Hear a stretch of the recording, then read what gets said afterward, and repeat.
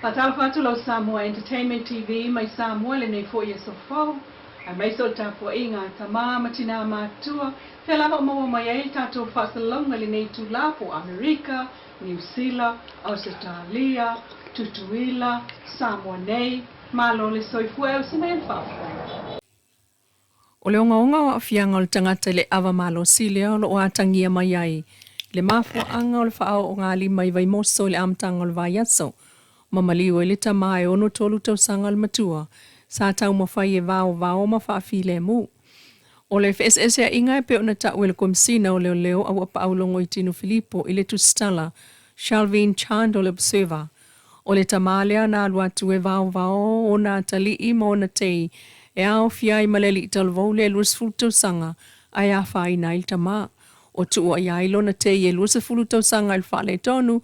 Mamoli ai e leo le fasioti tangata. O tau fo el komsina ili lipoti lava lea ele i o na le tama ono tolu tau sanga. Whaatu sa isi tangata na afia ile FSS a inga. Tau sanga watua na i na vavao mai ai el whamsinonga al toe whaatawina. O le tasi o whangumalo si lea na whamawina. Sa afua ile tele o FSS a inga na o atu il whamsinonga. I taimi o aso malo lo na tala no ai le li whaipisrisi. Le sunga la wafia mo nanu i tapatapa o. O ia whailo na whaloloa. Ai o le fili lava e lui ai ia i le whaatau o le awamalosi. O tangata e mana na o e whaatau le pia i le sa. E na te whaailoa whaafia i ai le tula fono. E sa le whaatau pia i le sapati. Mai sa file mu lava lo la tau pita nuu. I le taimi o aso malolo. Peta e wa atofa i le stolo februali e tula i ai il whaamsinonga le atali i lusefulu tau sanga. O moli ai i le maliu lo na ango i vai moso. Ua toe te talainga aluenga amtanga aluenga le malo, mo le amtanga aloa ia, o lato au nanga o le tausanga faulu o lua lima.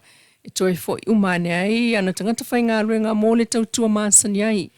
Mai le taimi o sa malo loa peo na mo le mawina le tiutia leo, mo le puipuinga o le saonga le mu peitai. O a inga lava matangata taito o tasi na li ipotia le whaavevesi, ma afuai whaalvelave e pe o maliu whaafosei, ai uaulia mai le tausanga fau. Ele maustato tali mai pulenga le to manga po o le Samoa Victim Support Group, SVSG, ile li potio a so malolo.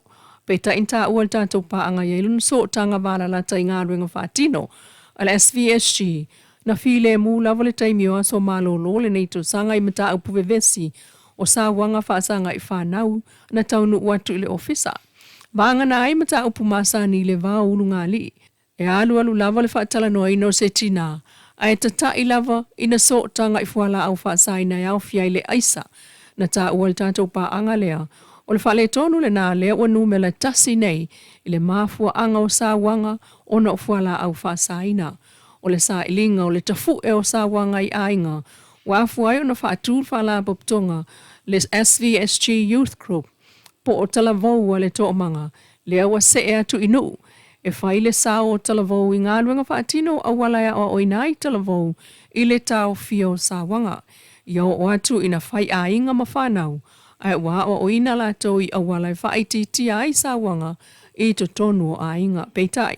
O ta ual tatou pa anga lea so tanga i le to manga wa mauti noa lava o le aisa, maisi fuala au whaasaina lea wafua i le tele o sa wanga whaasanga i tina ma whanau, e tu sai ma wha maunga al SVSG. Ai o le tau singo le file mu, ma le saonga le mu, ngā ruenga whai whaatasi, ma le mtanga ruenga o leo, ma isi mtanga ruenga al malo leo amatali ai nei, i le aso alato au nanga. O lo tau fia pia i lalo le vai ngā leo le li talavou i le whale maliu, o le tupuata msese mea o le imatotua, e tali aiso na ainga. Ele Manuel tamwhai atu i le telefoni al komsina o mtanga aluenga.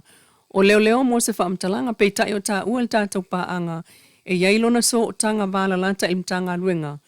O le tina maliu lea na mawatu e leo le wabeao o le aso tofi le aso lua o Januali wa pule e sea le soifua. O lona tino na maua i mulinu ui talane o pulu te tele o no o yaili na vai ai lata i le ofisa o le malo i au tafa o le talingalu. Mai le tātou paanga o ia ile so tanga ile mtanga aluenga o leo, o le atali ile ape ile vao le tolu sfulu le fasfulu tau sanga le matua, e ia ipe a ilona fatafata, ma vaenga o lona tino, E iai fo i pea e wha upu po ni wha upunga o lo te tai li tino. Ele o iai se wha salalaunga i le sa ilinga o le atali i lunga o le itu lawa le mtanga luenga o leo peitai. O lo tau fia pelo na tino maliu le fal maliu o le tupuatam se semea ole e tali ai se ainga o misi so lato tangata. O le maliu lilo o le atali i o ta uel tatou paanga e leo atangia ni fōlinga whapea na whao o lima iai se isi tangata pe na fasi e nisi. O masalomia o ia lava na whaatupuina lona maliu pe tai e leo tu uai tiu te masania leo i tu ainga o whaale tonu whapea. Mai lava mtanga aluenga o leo tau fia i nei le aveta vale lea o tua ia i le soaina o le tamaa lea na la tu le wila vili vai. O le whalavilave lea na tupu mai sa vai.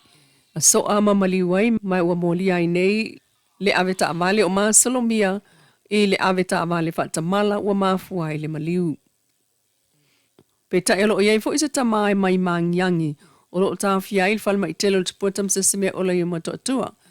Li potia le toe wha o lima lava iai, o lona lava uso, ta uel tatou pa anga mai le afiu anga, o le tamana wha o lima onga i lona uso, na wala au lava e le ainga leo e o atu e awa ese mai, ona o le matau tia o le wha le tonu na tupu, matalo sanga i le ainga i leo, e wha a wawai pea ona loka talu e iai a fianga o lona mafofau, ne i toe a whai nai seisi, o ta ua mai el tatou pa anga o le anga ese na wha au ngā, mana amatu ai lava le uso na afia i le whale mai mō tonga fitinga i le vai asuna tia nei.